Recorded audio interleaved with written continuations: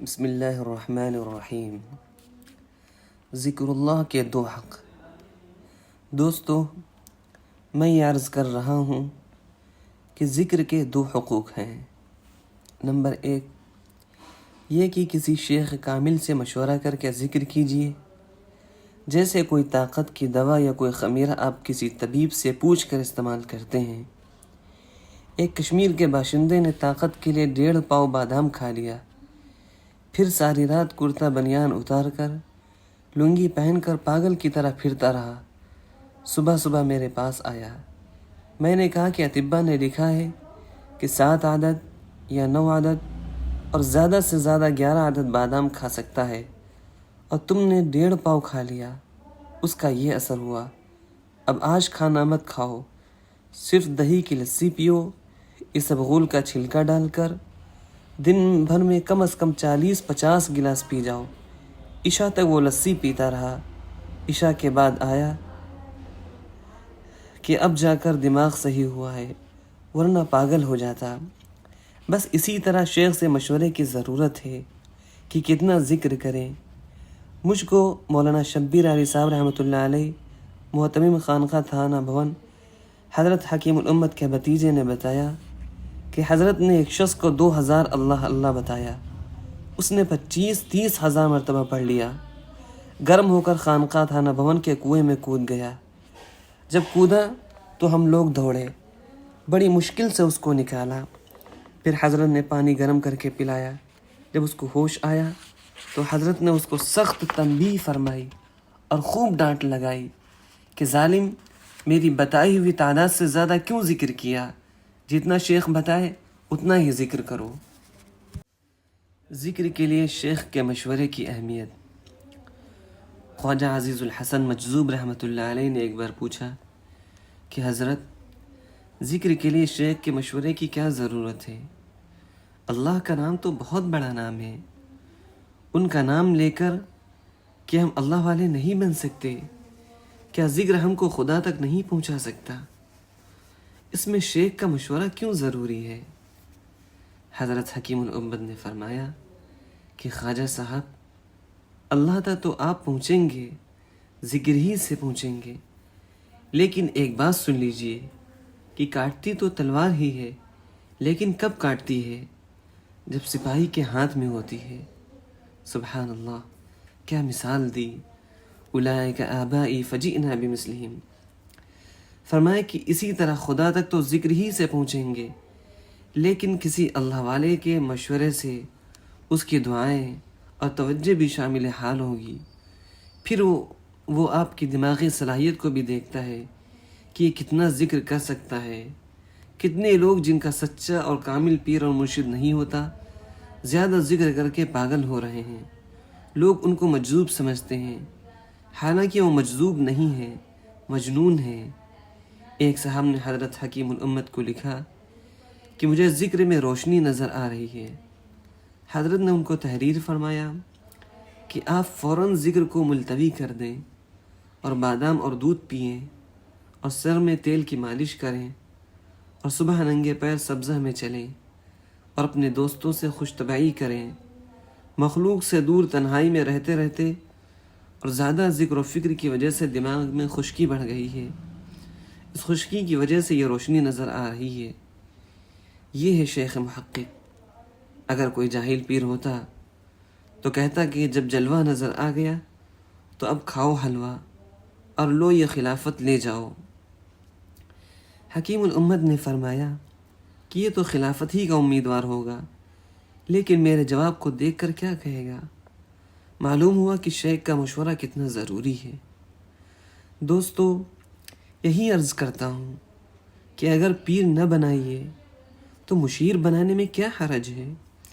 یہ حضرت مولانا شاہ ابرار الحق صاحب دامت برکاتہم فرماتے ہیں کہ کسی کو اپنا دینی مشیر بنا لیجئے، مشورہ لے لیجئے۔ بیعت ہونا تو سنت ہے، مگر حضرت حکیم الامت نے فرمایا کہ کسی مصلح کامل سے تعلق میرے نزدیک فرض ہے۔ عادت اللہ یہی ہے کہ اصلاح بغیر اس کے نہیں ہوتی۔ ذکر اللہ کا دوسرا حق کیفیت ذکر ہے۔ تو ذکر کا ایک حق تو اس کی کمیت ہے اور دوسرا حق کیفیت ہے۔ ذکر کمن اور کیفن کامل ہو، یعنی جو مقدار شیخ بتائے وہ مقدار پوری کیجیے، الا یہ کہ نزلہ، زکام، بخار ہو یا سفر ہو، لیکن بالکل ناغا پھر بھی نہ کریں۔ جیسے سفر میں اگر کھانا نہیں ملتا تو ایک پیالی چائے اسٹیشن کی پی لیتے ہیں، جو بالکل نام کی چائے ہوتی ہے، تاکہ زکام نہ ہو۔ اسی طرح سفر میں مجبوری ہے تو چلیے لا الہ الا اللہ کی ایک ہی تسبیح پڑھ لیجئے اور ایک تسبیح اللہ اللہ کر لیجئے۔ بغیر اللہ کا ذکر کیے ہوئے سو جانا مناسب نہیں، اور حالت سفر نہ ہو تو مقدار و کمیت پوری کیجیے۔ اور دوسری چیز کیفیت ہے، اللہ کا نام محبت سے لیا جائے، اور اس کی حسی مثال حضرت مولانا شاہ ابرار الحق صاحب نے پیش فرمائی کہ اگر آپ کو ایک گلاس پانی کی پیاس ہے لیکن کوئی ایک چمچہ پانی پیش کرے تو کیا پیاس بجھے گی؟ معلوم ہوا کہ مقدار بھی پوری ہونی چاہیے۔ اسی طرح اگر پانی تو ایک گلاس بھر کر دیا، مقدار تو پوری کی، مگر دھوپ کا جلا ہوا گرم پانی ہو تو بھی پیاس نہیں بجھے گی، کیونکہ کمیت تو صحیح ہے لیکن کیفیت نہیں تھی۔ اسی طرح ذکر کی کمیت و مقدار بھی پوری ہو اور کیفیت بھی صحیح ہو تب کامل نفع ہوتا ہے۔ جس طرح ہم آپ جسمانی غذاؤں میں سوچتے ہیں کہ کمیت بھی پوری ہو اور کیفیت بھی صحیح ہو۔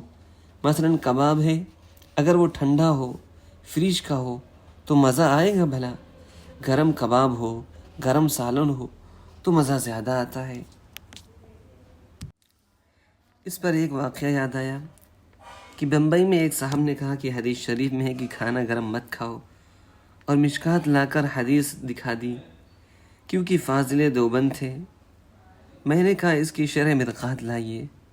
جب شرح دیکھی تو اس میں لکھا تھا کہ صحابہ کھانے کو تھوڑی دیر ڈھانک کر رکھ دیتے تھے، حتی یذهب منه غلیار البخار وکثرۃ الحرارہ، یعنی تیزی اور شدت گرمی کی نکل جائے، ایسا نہ ہو کہ بھاپ نکل رہی ہو اور منہ جل جائے۔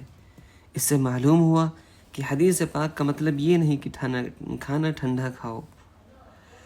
تب ان مولانا نے کہا کہ جزاک اللہ، اور پھر ماشاءاللہ میرے ہر بیان میں شریک رہے اور میرے کان میں کہا کہ اگر آج اس کی شرح آپ نہ بتاتے تو بہت سے اکابر کے عمل پر شبہ ہو جاتا، کیونکہ حضرت مولانا ابرار الحق صاحب تو گرم گرم چپاتی بار بار منگا کر کھاتے ہیں۔ ہم کو شبہ ہو گیا تھا کہ ہمارے اکابر گرم کھانا کیوں پسند کرتے ہیں۔ معلوم ہوا کہ اللہ تعالیٰ کے ذکر کی کمیت بھی پوری کرے اور کیفیت بھی پوری ہو، یعنی درد محبت سے زمین و آسمان کے خالق کی عظمتوں کو سامنے رکھ کر رب العالمین کا، اپنے پالنے والے کا نام لے۔ جیسے مجنو دریا کے کنارے ریت پر لیلا لیلا لکھ رہا تھا۔ کسی نے پوچھا کہ لیلا کا نام کیوں لکھتے ہو؟ تو اس نے کہا جب دیکھنے کو نہیں ملتی تو اس کا نام لکھ کر اپنے دل کو تسلی دیتا ہوں۔ گفت مشق نام لیلا می کنم، خاطر خود را تسلی می دہم۔ اسی طرح ہم آپ مشق نام مولا کریں، ہم سب اللہ تعالیٰ کا نام محبت سے لیں، تو ایک دن ایک اللہ ایسا نکلے گا کہ زمین سے آسمان تک شربت روح افزا بھر جائے گا۔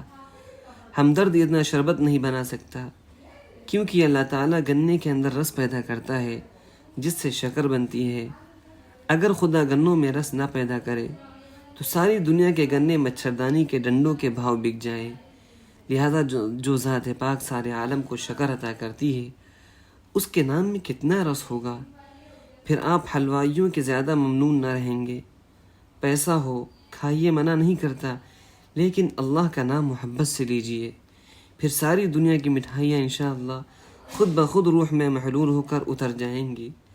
میں نے یہ ملفوظ خود پڑھا ہے کہ سائیں توکل شاہ نے حضرت حکیم الامت مولانا اشرف علی تھانوی رحمۃ اللہ علیہ سے عرض کیا کہ اجی مولوی صاحب، جب میں اللہ کا نام لوں ہوں تو میرا منہ میٹھا ہو جاوے ہے۔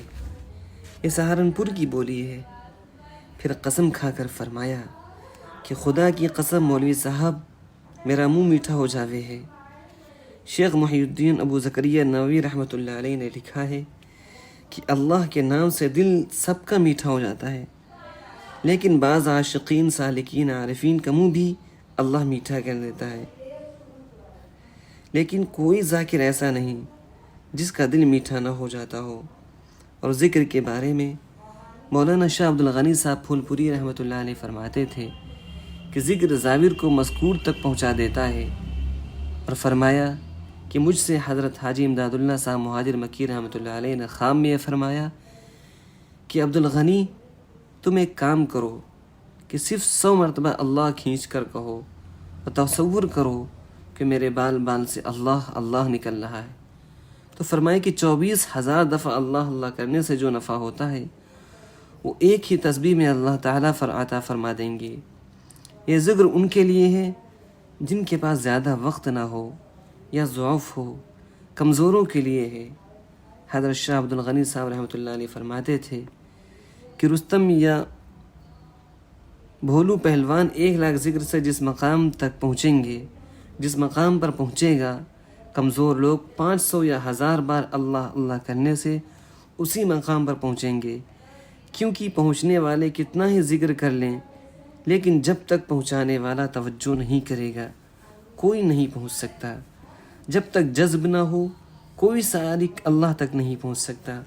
اللہ تعالیٰ کا راستہ غیر محدود ہے، جب غیر محدود طاقت سے اللہ کھینچتا ہے تب جا کر سلوک طے ہوتا ہے، اور یہ جو ہم ذکر کرتے ہیں یہ ان کی رحمت کے لیے بہانہ ہے۔ کھولیں وہ یا نہ کھولیں در، اس پہ کہو کیوں تیری نظر، تو بس اپنا کام کر یعنی صدا لگائے جا۔ اور مولانا جلال الدین رومی رحمۃ اللہ علیہ فرماتے ہیں گفت پیغمبر کی چوں کوبی درے، کہ پیغمبر علیہ السلام نے فرمایا کہ جب کسی کے دروازہ کھٹکھٹاتے رہو گے عاقبت بینی ازاں درہم سرے، تو ایک دن دروازہ سے ضرور کوئی سر نکلے گا۔ فرماتے ہیں کہ اسی طرح جب اللہ اللہ کرتے رہو گے تو ضرور اللہ تک پہنچ جاؤ گے۔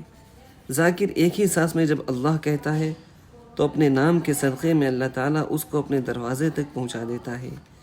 الذاکر کالواقف علی الباب، یعنی الذی ذکر کالذی وقف علی باب اللہ، جس نے اللہ کہا وہ اللہ کے دروازے تک پہنچ گیا، لیکن دروازہ بھی نہیں کھلے گا، کھٹکھٹاتے رہو، جب ان کو رحم آ جائے گا دروازہ کھل جائے گا۔ اور حکیم الامت نے فرمایا کہ اللہ اللہ کرنے والا ایک نہ ایک دن ضرور صاحب نسبت ہو جاتا ہے۔ ذکر کرنے میں تو زمانہ لگ سکتا ہے، سال بھر 6 مہینے، لیکن فرماتے ہیں کہ جب دروازہ کھلتا ہے، جب نسبت عطا ہوتی ہے تو اس میں تدریج نہیں ہوتی، نسبت اچانک ہوتی ہے، آن واحد میں۔ دنیا میں بھی دیکھیے، آپ دیر تک دروازہ کھٹکھٹاتے رہیے، لیکن صاحب مکان جب دروازہ کھولتا ہے تو اچانک کھولتا ہے، تھوڑا تھوڑا نہیں کھولتا۔ ایسا نہیں ہوتا کہ پہلے ذرا ناک نکالی، پھر منہ نکالا، پھر سامنے آیا، دروازہ اچانک کھلتا ہے۔ حضرت حکیم الامت مولانا اشرف علی تھانوی رحمۃ اللہ علیہ فرماتے ہیں کہ اس طرح اللہ تعالیٰ اپنی نسبت جو اولیاء اللہ کو دیتا ہے یہ اچانک عطا فرماتا ہے، لیکن اس کے لیے اسباب یہ ہیں۔ نمبر 1 شیخ کا ہونا، یعنی صحبت اہل اللہ کا التزام۔ نمبر 2 ذکر اللہ کا دوام۔ نمبر 3 گناہوں سے بچنے کا اہتمام۔ اگر امت یہ 3 کام کر لے تو اس کے ولی اللہ ہونے میں کوئی شک نہیں رہے، اور یقیناً ساری امت ولی اللہ ہو جائے۔ اللہ تعالی ہم سب کو نسبت عطا فرمائے، آمین یا رب العالمین۔